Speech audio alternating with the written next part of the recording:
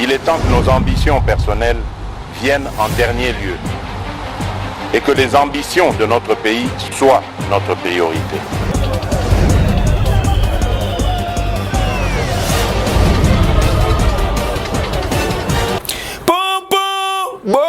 Bokoto yango bandi magazine bino makanisi ya peuple pour le peuple congolais pe sarabino information qui toko pe soupe na niveau ya deux fois te mbote Kinshasa mbote Brazzaville mbote mokili mobimba biskane so besoin pour Rolanda magazine na bino makanisi ya peuple to fongola bantsanga na biso pour na ko examiner que chef de l'état Félix Antoine Tshisekedi Tshilombo Fachi béton le développement du système azaki na ouverture ya conférence ya ba gouverneur kuna na province ya Tanganyika elekana kindenge ngulanda reportage oyo ya Maître Gims Mulenda na Hervé Maéya ML. 11e conférence ya ba gouverneur de province ya tour oyo esalemaki nde na Kalemi na province ya Tanganyika. Oyo ezwaki 3 jours mobimba, c'est-à-dire ko banda le 27 novembre oyo ti suka le 29 novembre 2024. Wapi esengisaki ba gouverneur na ba vice gouverneur ya 26 provinces ya République démocratique du Congo. Ya koyeba eza que gouverneur ya province oyo, c'est-à-dire ya Tanganyika alobi que azali honoré na ndenge ya kosakana te pona choix oyo chef de l'état Félix Antoine Tshisekedi Tshilombo apporté pona province na ye na 11e conférence ya ba gouverneur oyo parce que eza pona mbala ya liboso ba réunion ya boye esalema na province oyo, c'est-à-dire province ya Tanganyika oyo ezali capitale mondiale ya lithium. Ya koyeba lisusu eza que ba gouverneur nyonso ya 26 provinces baza ko soutenir pe baza d'accord pona likambo etali changement ya constitution po eza na bafai ebele ya kosakana te. Kasi ye moko gouverneur ya Lualaba azwaki maloba pona ko expliquer pe alobaki boye. Excellence, Monsieur le Président de la République et chef de l'État, s'agissant particulièrement de la question de changement de la Constitution, le collectif des gouverneurs de province soutient à l'unanimité cette démarche car cette Constitution comporte beaucoup de faiblesses. Car cette constitution comporte beaucoup de faiblesses et invite la population à soutenir ces changements légitimes et salvateurs. Kasi pona bino boye bape bokanga lisusu ke masolo ebele misusu ebetamaki toujours na cadre ya avancement pe développement ya ba province, surtout pona likambo etali programme ya 145 territoires pe lisusu likambo etali cohésion entre ba province nyonso ya République démocratique du Congo, c'est-à-dire 26 provinces pour que ba travailler bango nyonso toujours na même idéologie. Kasi ye moko chef de l'état Félix Antoine Tshisekedi Tshilombo bakiselaka ye Fachi béton azwaki maloba pona Il nous revient à tous, en tant qu'acteurs engagés, de faire preuve de détermination et de collaboration pour accélérer la mise en œuvre des initiatives prévues dans le cadre du PDL 145 territoires. Je considère ce programme comme une opportunité singulière de transformer la réalité socio-économique de l'arrière-pays en apportant des solutions durables et adapté aux besoins des populations locales. La question du développement de nos provinces est intrinsèquement liée à celle de la gouvernance. Chaque gouverneur doit véritablement s'engager à instaurer des pratiques qui privilégient la transparence, l'efficacité et le respect des biens publics. Ce n'est qu'au prix de cet effort que nous pourrons garantir un avenir prometteur pour nos provinces et renforcer le progrès de nos entités territoriales de base. En tout cas, 11e conférence Yaba gouverneur des provinces Oyo et Salemaki Kitoko avec impact na idéologie. Ah, et Yokani.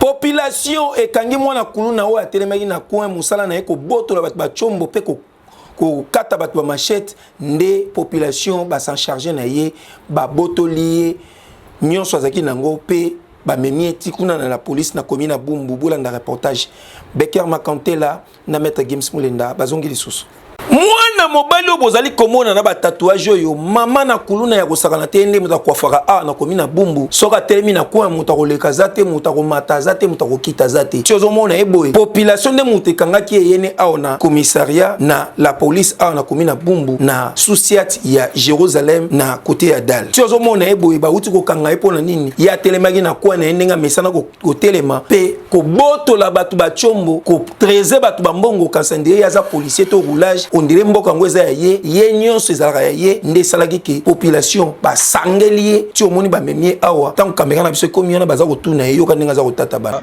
usa cop ngana raider rider relaxini na kumba roller yokumba roller okumba ngwapi manifeste kana manifeste pas manifeste martyr rider eloni uto sala ma semaine passée na compte ba rider na ville à Kinshasa semaine passée plus toi qualifié wa qualifié club me bisu ti makambo club te ba rider nyonso ya Kinshasa o ba ginda stade des martyrs des XL a organisé qui compétition moro na nini échangeur ya ba rider na kata stade des martyrs Soroza rider faut y ba moi to participer ga to participer te ton a tout faut bien la réponse ezaki to ezaki te ngako si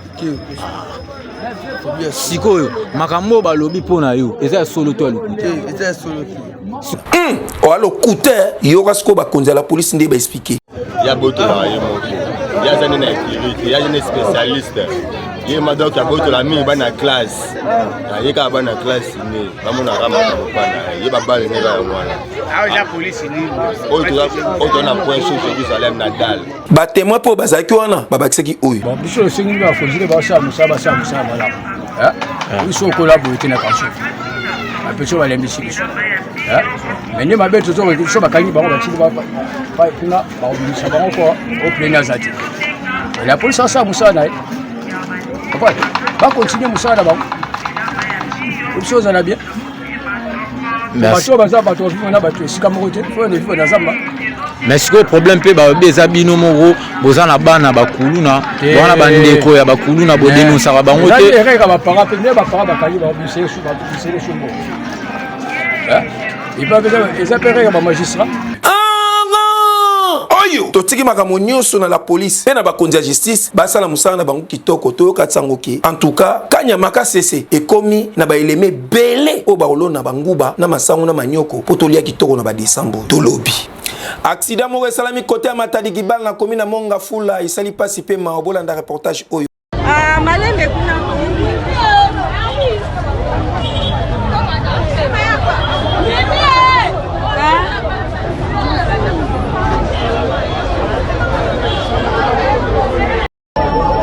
la route numéro 1, Batubakou Nzambe. On abstient là.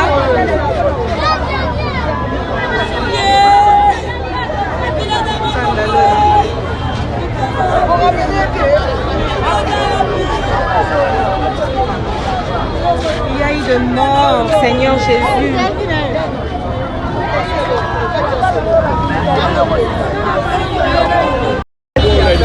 Franchement, on est ici à la Récampée. Il y a un embouteillage à cause de l'accident. Le remorque que vous voyez là, non, sans mort. Et vomi Badou, vous n'avez pas idée. Vomi Badou, vous n'avez pas idée. Aucun sensible, je m'abstiens. Hein. Vous filmez, le corps sont là. On va pas couper remorque wana et vomi Badou. Donc je m'abstiens de vous filmer le mort, mais tant que bimaka to sambela nzambe nde mokonzi. To continuer magazine makanisi ya peuple na bref o pona ko yebisa bino ke artiste comédien oyo abengami na kombo ya Pico azaki na kati ya groupe ya Nouvelle Loyenge Fondation oyo ya président Ladi Esobe azali susute auti kotika biso pasi pe mawa oyo asepelisaki biso na ba pièce ebele Pico oyo abande ko sepelisa biso makasi azali susute pasi pe mawa ba comédie tout baza kolela ba artiste tout baza kolela pona oya bango akei tika ete molimo na ye epema na kimia. To continuer magazine na biso pona ko bisemno ke agence immobilière Imo Congo hôpital chez PDG Morley Nzao wafandisa idéologie na ndinga mukete professionnalisme soko lingo so manda ko lingo luenda kuto pe olingi o Zwanda ko so ba terrain na ba condition kitoko kende kuna na agence immobilière Imo Congo hôpital okozwa solution oizwa mikuna na Grand Malik na binza ozone na komina Ngalema bolanda reportage oyo Hervé Mayaya ML a expliqué biso. C'est déjà 15e parcelle, mon frère, tu me provoques. Papa, bah c'est là $5 na kilo place. $5 Kibinda. Comment? Crier. Tu n'as pas la guerre. Mon frère, tu m'as escroqué presque 15 maisons. Solution makambu ya bandaku. Oula n'a pas tout fait. Escroquerie. Après c'est ça mon corps. Docteur expert makambu ya bandaku. Agence Imo Congo hôpital. Voilà. Solution des amis bien aimés. Imo Congo. Voilà. Ils sont sérieux. Très sérieux. Tu viens de crier. Crier. Tu t'agites trop. Oh. Je cherche une maison parce qu'on m'a beaucoup escroqué ma sœur. Papa Zara na Kimia. Awa toza agence Imo Congo hôpital. Na moni problème na yo eza makasi. Ok n'est pas présent biso a toi solution ba problème na. Voilà. Docteur Mapangu. Tata Pambula yo omoni na ina bilemi kaka azamu takanda bascoqué makashi ala posa le pam. Donc vous allez hôpital immobilier. Donc je vais vous porter la solution Elenda. Oh la voiture. Oh bilemi kaka agence Imo Congo hôpital. Tala tout ça bien organisé. Ton ami tout cas sans plat climatisé. C'est bon nous coca. Voilà. C'est une belle voiture. Voilà. Elle ne peut pas les maisons. Oui. Vous voulez les kidnapper? Ça c'est le encadrement. Kibinda, ouvrez la porte Kibinda. Non, sinon vous êtes très bien organisé. Tout ça, c'est pour aller voir les maisons. Mon voisin, on va se coquer pour toi. Ils sont organisés, tout ça. C'est pour aller voir les maisons. Non, je ne ferai plus la guerre. Kibinda, ici c'est bon. Bien, kaka. Merci beaucoup. Imo Congo hôpital. Voilà. Monsieur, excusez. Excusez pas wa tol. Na vile kwa tap kop ko idezi. Non. Comment tu me sais? Agence Imo Congo hôpital. Ma femme. Sans exception. Tu me regardes, même une bonne maison. Bayebaka mosali na nzambe ya solo na ba prophétie ya kafu lokola le ministre de l'Éternel ou babengaka ministre ya défense ya nzambe yenani évangéliste Claude Kabundi Walesa ou apesa ba prophétie ya kafu pona mboka et puis pona président de la République Félix Antoine Tshisekedi Tshilombo bolanda condensé ya élément oyo bo comprendre que azali mosali ya nzambe ya solo o nzambe atinda pona République démocratique du Congo pas à utiliser puissamment. Ézéchiel chapitre 22 verset 30. Je cherche parmi eux un homme qui élève un mur, qui se tienne à la brèche devant moi en faveur du pays, afin que je ne le détruise pas. En République démocratique du Congo, Dieu sait choisir son humble serviteur, l'évangéliste Claude Kabundi Walesa, afin de prier pour notre pays.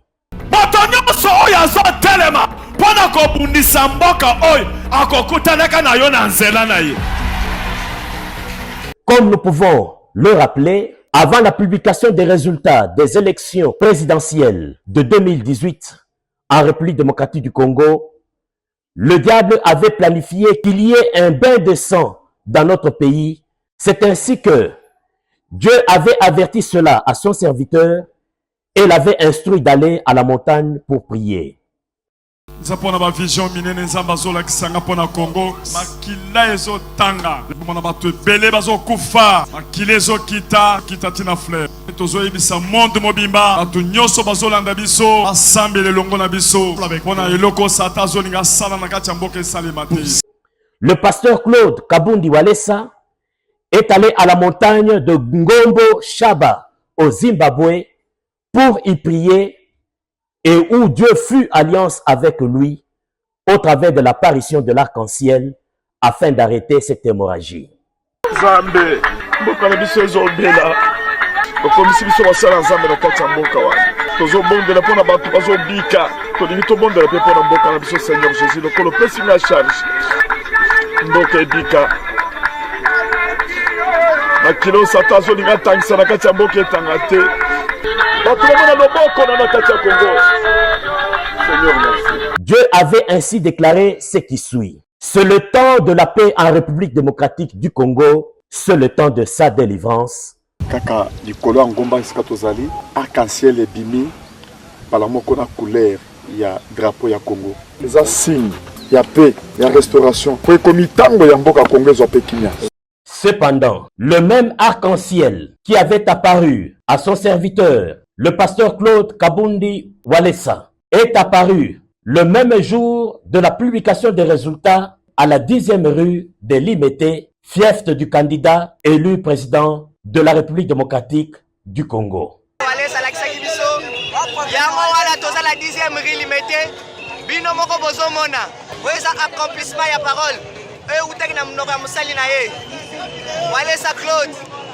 D'où il eut passation pacifique du pouvoir en République démocratique du Congo entre le président sortant et le président entrant. Au cours de l'année 2015, Dieu avait révélé à son serviteur, le pasteur Claude Kabundi Walesa, que s'il y a malheur en République démocratique du Congo, c'est parce que, à la source de ce malheur, un ancien dirigeant avait livré le pays entre les mains de Satan. Makambo c'est ça la source. Mboka na biso bateki yango. Mboka na biso za sacrifier. Basali ba cérémonie mingi na ba konsi na kati ya mboka. Bateki mboka. Ba konsi beli bateki ba konsi ya kala. Bateki mboka baso ba témoignage minene sali na kati ya mboka. Ba sacrifier mboka. Basali n'importe quoi. Mais tout ça que bato basa puissance azambe. Oboko ko kende na source. Esika ba lié mboka. To le mena mboka. Un ancien dirigeant, étant père de la nation, avait livré le pays entre les mains de Satan. Alors, pour y remédier, il va falloir qu'un autre président de la République, père de la nation, puisse remettre symboliquement le pays entre les mains de l'Éternel pour sa délivrance. Lokola oya salaki alliance, azalaki pe mokonzi. Mais azalaki chrétien te. Lokola pouvoir eza na maboko un chrétien, faut sikoyo ye asa la prière ya dédicace pona kozwa mboka na place ezalaki kopesa ngo Jésus. Je dédie solennellement en ce jour la République démocratique du Congo entre tes mains, ô Éternel notre Dieu. Souci tozalaki nango ya kozongisela nzambe mboka na maboko ekokisami lelo. Nzambe apambola président de la République. Toyebi ke à partir d'aujourd'hui Nzambe azobanda makambo asika na Congo.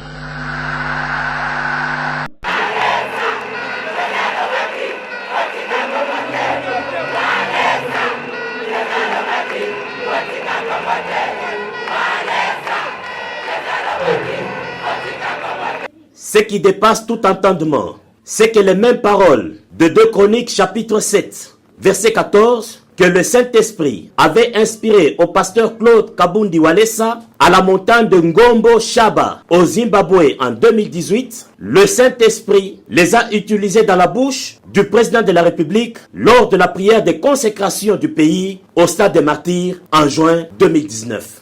Si mon peuple sur qui est invoqué mon nom s'humilie, prie et cherche ma face, je l'exorcerai du ciel, et je pardonnerai ses péchés et je guérirai ses pays. Si mon peuple sur qui est invoqué mon nom s'humilie, prie et cherche ma face, et s'il se détourne des mauvaises voies, je l'exaucerai des cieux, je lui pardonnerai son péché et je guérirai son pays. Par ailleurs, toujours au cours de l'année 2015, le pasteur Claude Kabundi Walesa avait déclaré qu'il y aura de l'eau et de l'électricité en abondance dans la province du Kasaï oriental, précisément dans la ville d'Mbujimai. À ce jour, grâce aux œuvres du président de la République, chef de l'État, Félix Antoine Tshisekedi Tshilombo, l'eau et l'électricité sont devenues une réalité. Des routes et des écoles sont construites aux normes des standards internationaux. Voilà pourquoi le pasteur Claude Kabundi Walesa ne s'est pas arrêté là. Il a pris le courage d'aller investir dans sa ville natale en Bujimaï en construisant un grand hôtel de luxe équivalent à 4 bâtiments de la même taille qu'à Kinshasa, capitale de la République démocratique du Congo. Par cette bonne attitude, le pasteur Claude Kabundi Walesa donne un exemple parce que lui-même, il croit à la vision que Dieu lui avait révélée d'une République démocratique du Congo prospère, puissante et riche. C'est alors qu'il demande et recommande au peuple congolais, à toutes les personnes de bonne foi qui veulent investir en République démocratique du Congo, de saisir cette opportunité de venir investir dans ce grand et beau pays, la République démocratique du Congo, car l'avenir est meilleur. Que Dieu vous bénisse. Et Seigneur Koyebake, Fondation Furaya, ya Kesho Oyo, et qu'on fête mon bangé na fête, ya Noël lumineux, na ba orphelin, en tout cas, et Goulia na bango, pour Sengeli, épée sa bana, ba orphelin wana esengo, bana o ba koufela ba tata na ba maman, en tout cas, le 23 décembre, et Koyina ma bena orphelina, kuna na komi na ngaba, pour bakosala ba activité ya ndenge na ndenge pona ko sepesa bana ikobanda partir ya 10h ti 15h donc kuna ekozala somo c'est-à-dire ba activité ya musique bakosala pe collecte de fonds pona ba orphelin ba imour ekosalema ba jeu pona bana pe karaoke ba cadeau ko pesa mana bana pe kolia komela pe bakosepela elongo na bana pona ko sepesa bango ko pesa bango sourire na elongi ya ba orphelin kuna na commune Yangaba. En tout cas, merci makasi mingi na Fondation Furaya ya Kesho Oyo bazana mo bangé na milulu le 23 décembre 2024. To continuer pona ko yebisa ke magazine makanisi ya peuple boyebi ke pa na biso tozaka na rubrique oyo esalaka ke population basola na faci bolanda ndenge ba expliquer na micro ya Maître Games Mulinda.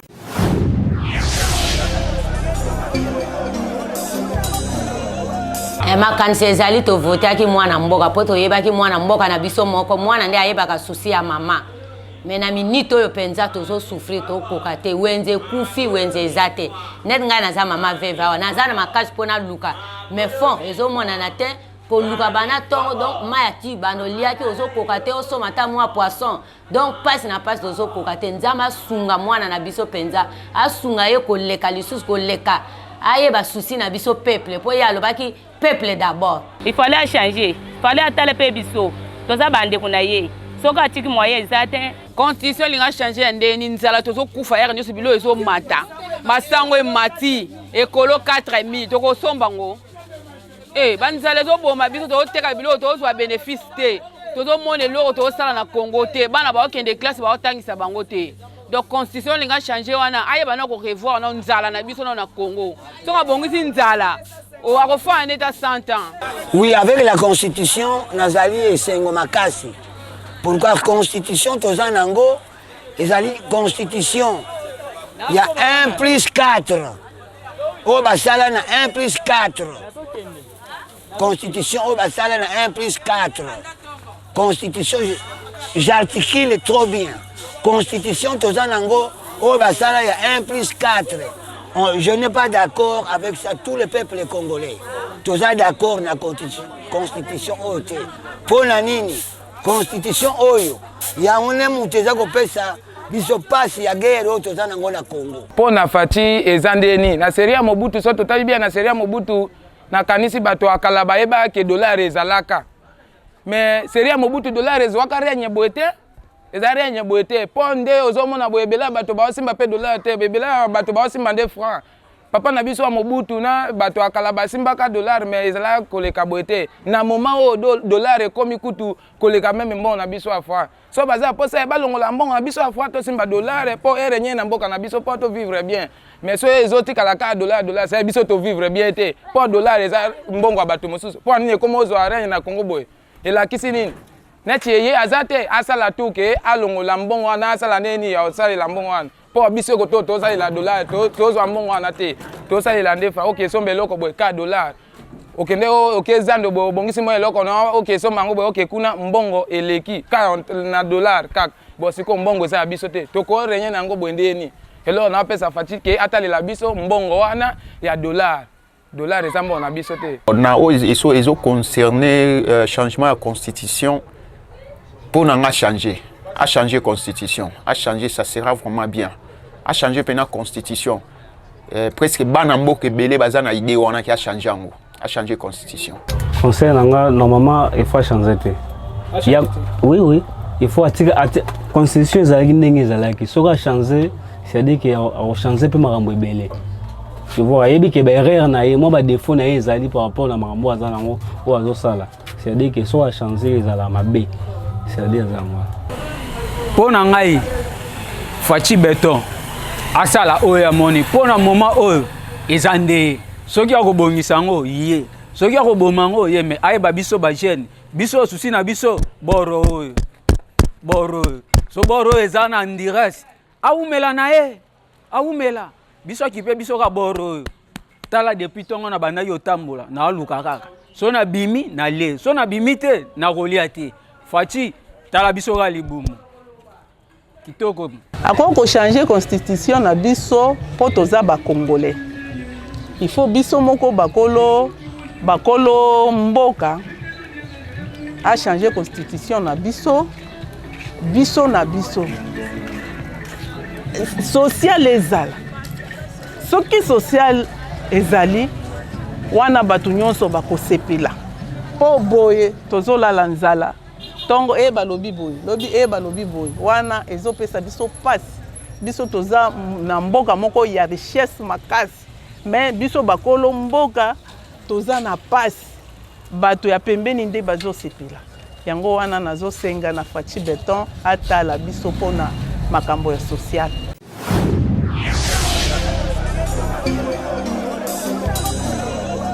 Tozana quelques pages roses awa joyeux anniversaire na Chancel-Vie ni mingimbi balobi mwasi nzambe hein balobi lelo koza héroïne mabe na la Barbara kuna na bandal et kozala tomber sans résistance na ndenge ya deux fois te kolia pe komela pe kozala au rendez-vous ngulu ndengulu mbisi ya munene ya mbongo wana et kotumba mape kolia makitoko joli na mayo pe to célébrer ngo kitoko joli 22 whisky de whisky dakin pe to célébrer ngo champagne kozanga te pour na célébrer anniversaire ya Chancel-Vie ni mingimbi mwasi nzambe na ndenge ya deux fois te de la part ya Dorcia Oyo azako souhaiter joyeux anniversaire pe Priska la Marissa Oyo bazako souhaiter joyeux anniversaire na Chancel-Vie Nimi Ngimbi joyeux anniversaire lisusu na mwana biso la mignonne Joyce Kapinga Mbaya Oyo azako fêter mbotama na yemo kula lelo nzambe vraiment abatela yo apesusu makasi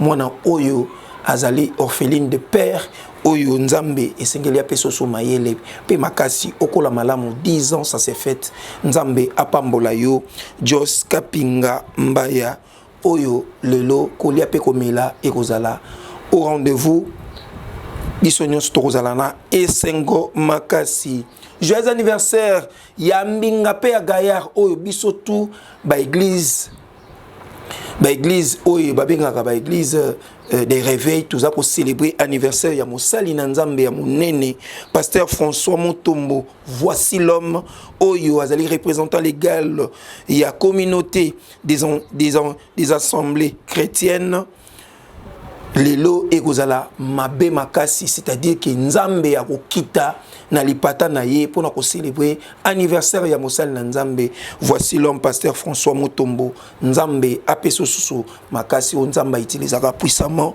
lelo libe balibonga ekozala deux fois te to ko célébrer ngo makasi mingi motema ya batu ya mama Mimi Motombo lelo ekozala somo na okinsango ke ngombe ya mubimba il y a 200 kilos ko boma mape ko tumbama to liango chafu biso nyonso na église wana na to ko célébrer ngo kitoko joli pe na 50 cartons ya poulet mayo on a point paye 50 cartons à poulet mayo toko liango kitoko chafu sucré et belé ba junde et romela mamakasi pour nous célébrer anniversaire ya pasteur François Mutombo. Voici l'homme représentant légal ya communauté des assemblées chrétiennes Oyo.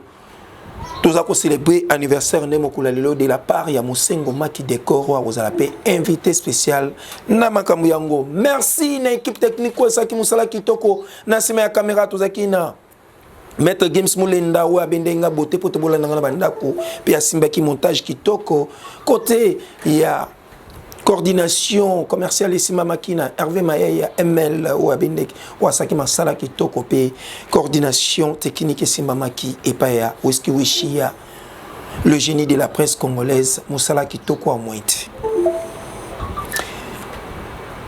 Tika Peto pesa merci mingi na bato baza ko soutenir biso lokola mama Cécile Tchala, mama Boboto, mama Bolingo oyo a soutenir biso makasi et puis lisusu na maître Joseph Moketa Waba Motazanga Lisumu l'homme du Saint-Esprit Fachi en miniature leader ya Grand Bandundu vrai disciple ya mama Denise Nyakero mère de la nation pays ya mémé national mama Marthe Kassalu maître Joseph Moketa Waba Motazanga Lisumu azali na mobange na fondation ezali na kombo ya maître Joseph Moketa Waba na ndenge ya des fois te